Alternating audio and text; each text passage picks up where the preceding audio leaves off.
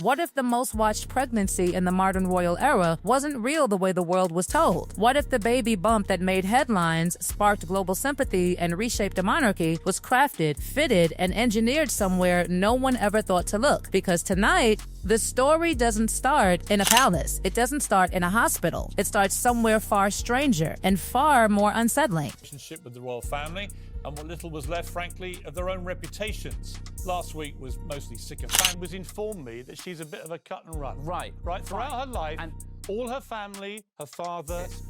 This is the race bombshell that Meghan drops that Harry then talks about. Let's watch. Piers Morgan doesn't whisper this one. He drops it like a live wire. Not a rumor passed through tabloids, not a blind item floating on social media. A claim tied to a trail that leads not to doctors, not to midwives, not to medical files, but to a place built to create illusions so convincing they fool the human eye under studio lights. And suddenly, the question freezes people in place. What if the pregnancy everyone believed in wasn't exactly what it looked like? This isn't framed as cheap gossip. This is framed as logistics, as process, as a request so specific it leaves fingerprints all over it. And once you hear where that request allegedly landed, you can't unhear it, because the place at the center of this story isn't some party costume shop. It's not Halloween junk. It's not novelty foam and Velcro. It's a professional prosthetic studio, the kind Hollywood trusts when reality must be indistinguishable from fiction. Self-serving snooze fest, said another pundit. Well, that was me, actually.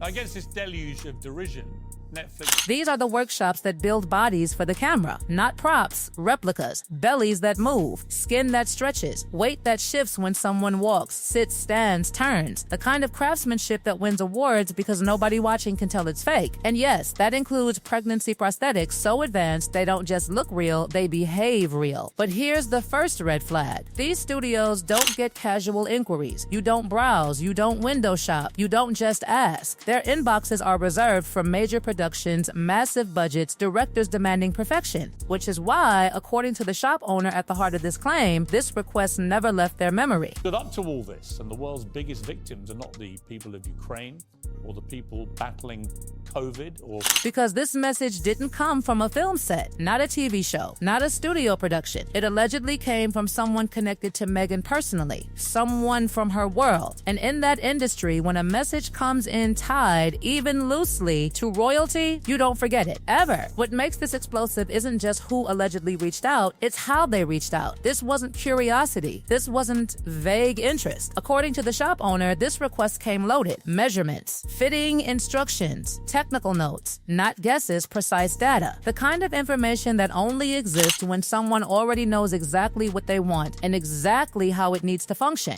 And the request itself, a custom-fitted pregnancy prosthetic, not generic, not off the shelf, not reusable, built for one body, designed to be worn publicly, engineered to pass scrutiny, a belly meant not just to be seen, but believed. And don't take my word for it. This promise.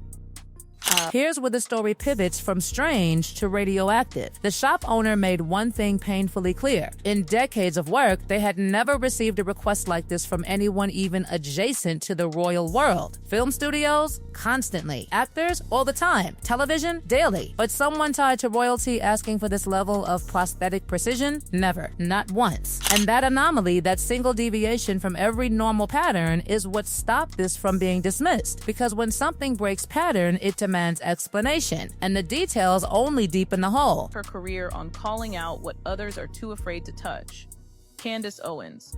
In her fiery style... According to the account, the message included exact measurements, the kind used when building something that must fit flawlessly from every angle. Not clothing sizes, not approximations. Tailor-level precision. Then came fitting instructions, the kind only someone familiar with prosthetics would know to include. Movement specifications. How it should behave while walking, how it should sit naturally, how it should look under different lighting. This wasn't guesswork. This was professional grade detail. The kind of notes you'd see in a high-budget production preparing for 4K close-ups on a massive screen. And the goal? For the prosthetic to be indistinguishable from a real pregnancy. Not convincing, not passable, indistinguishable. And building something like that isn't quick. It takes weeks. Molds, testing, adjustments. This wasn't spontaneous. This was planned. end, which brings the story crashing into its most uncomfortable question yet: where does Prince Harry fit into this? Because during the pregnancy the world saw, Harry wasn't distant, he wasn't absent, he wasn't disengaged, he was front and center, hand-holding, defending, speaking out, the devoted husband, the protective partner. So when this claim surfaces, the narrative splits violently into two paths, and neither path is clean. Path 1, Harry knew. If he knew, then every interview, every public defense, every emotional statement wasn't just support, it was participation, a performance maintained together. That version fractures the image of the prince who walked away for truth and transparency. Path 2, Harry didn't know, and that's darker, because it means decisions were made behind his back. Secrets kept inside a marriage sold to the world as radically honest. Either way, something breaks. Trust, image, narrative. And once that crack forms, it spreads. Because Meghan and Harry didn't just walk away from titles, they walked away with their story. That story became their currency. Deals, documentaries, platforms, all built on one word: authenticity. And when authenticity gets questioned, even hypothetically, everything trembles. Because if one chapter isn't what it appeared to be, people start rereading the entire book. Once the first crack appears, the mind doesn't stop there. It can't. Because if the pregnancy wasn't exactly what it looked like, then the next question rises on its own. Quietly at first, then louder, then impossible to ignore. If Meghan didn't carry the child the way the world believed, then who did? And that's where the word nobody wants to touch starts hovering in the air. Surrogacy. Now here's the truth that gets lost in the noise. Surrogacy itself isn't scandalous. It's legal. It's common. It's used by people across the world for medical, personal, and deeply private reasons. There's nothing shameful about it. But this story doesn't explode because of surrogacy. It explodes because of secrecy. Because Meghan and Harry didn't build their post-royal identity on discretion. They built it on openness, on telling what others wouldn't, on exposing systems, breaking silence, rejecting image control. That was the brand. So if a surrogate was involved, the question becomes unavoidable: why construct a public pregnancy at all? Why the bump cradling photographs? Why the staged appearances? Why the interviews describing the physical loneliness of carrying a child under scrutiny? If privacy was the goal, stepping back from cameras would have achieved that instantly. Other royals have done exactly that. Silence would have protected everything. Instead, what the world got was visibility, a narrative, a story carefully shown, photographed, discussed, defended. And that's why this allegation, even without proof, rattles people so deeply. Because it doesn't just challenge one detail, it challenges intent. If the pregnancy presentation was constructed, then every moment attached to it gets re-examined. Not with anger, with hesitation. People start rewatching interviews differently. That Oprah moment, once received as raw vulnerability, now feels heavier. Was she describing a physical experience or an emotional one? Was the language chosen carefully to preserve an image rather than reveal a truth? The Netflix documentary, the speeches, the pauses, the phrasing, none of it changes on the surface, but the lens does. And once the lens changes, nothing looks the same again. This is where doubt becomes lethal, because doubt doesn't need confirmation. It only needs plausibility. And the plausibility here comes from process, from measurements, from fittings, from technical notes, from a professional prosthetic studio owner saying this wasn't normal, because normal requests don't include this level of detail. Normal curiosity doesn't arrive with precision specifications. Normal inquiries don't look like production briefs, which brings the story back to Harry again. Because if Harry knew, then his entire post-royal identity fractures. The man who positioned himself as allergic to deception would have stood at the center of one. But if Harry didn't know, then the fracture is deeper. It's marital. It's personal. It suggests a wall inside a relationship sold as radically transparent. And neither version leaves the fairy tale intact. That's why this story has such staying power. Not because people want it to be true, but because either outcome damages the narrative they sold to the world. And that narrative is everything. Because once Meghan and Harry stepped away from institutional protection, they stepped into a different economy. An economy powered by belief. Deals weren't signed because of titles anymore. Platforms weren't offered because of lineage. They were offered because audiences trusted them. Netflix didn't invest in crowns. Spotify didn't invest in bloodlines. They invested in credibility. And credibility is fragile. Once shaken, it doesn't bounce back easily. That's why this allegation, even floating unanswered, becomes dangerous, because it invites people to revisit everything.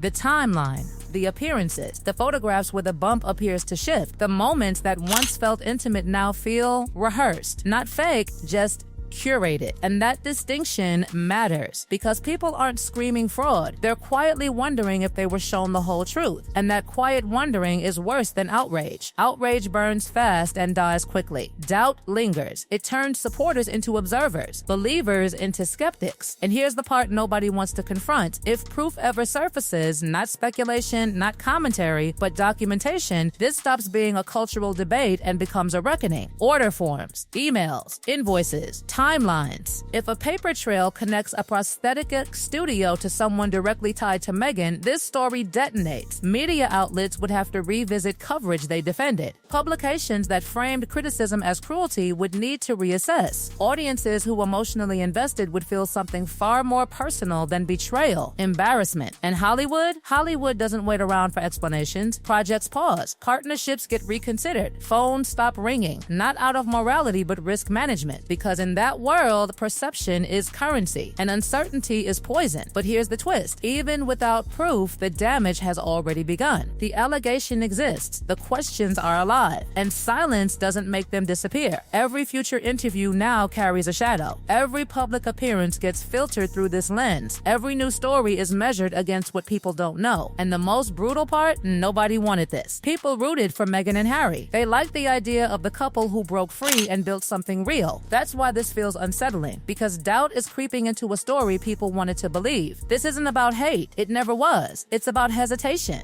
That pause before belief. That second glance at a photograph. That rewatching of an interview with new ears. And once that pause exists, you can't erase it. The door is open now. Maybe nothing else comes out. Maybe the shop owner never speaks again. Maybe no document ever surfaces. And still, the shift remains, because the story everyone thought they knew no longer sits on solid ground. It floats, waiting for answers, for confirmation, for denial, for something concrete. Until then, Meghan and Harry's narrative exists in an uncomfortable space between what was shown and what might have been constructed. And that space, that's where reputations wobble. That's where belief erodes. That's where stories change forever. This isn't the ending. It's the moment right before something breaks or quietly disappears. And whichever way it goes, one truth is already locked in. The story will never be seen the same way again. Seen the same way again. Seen the same way again. Seen the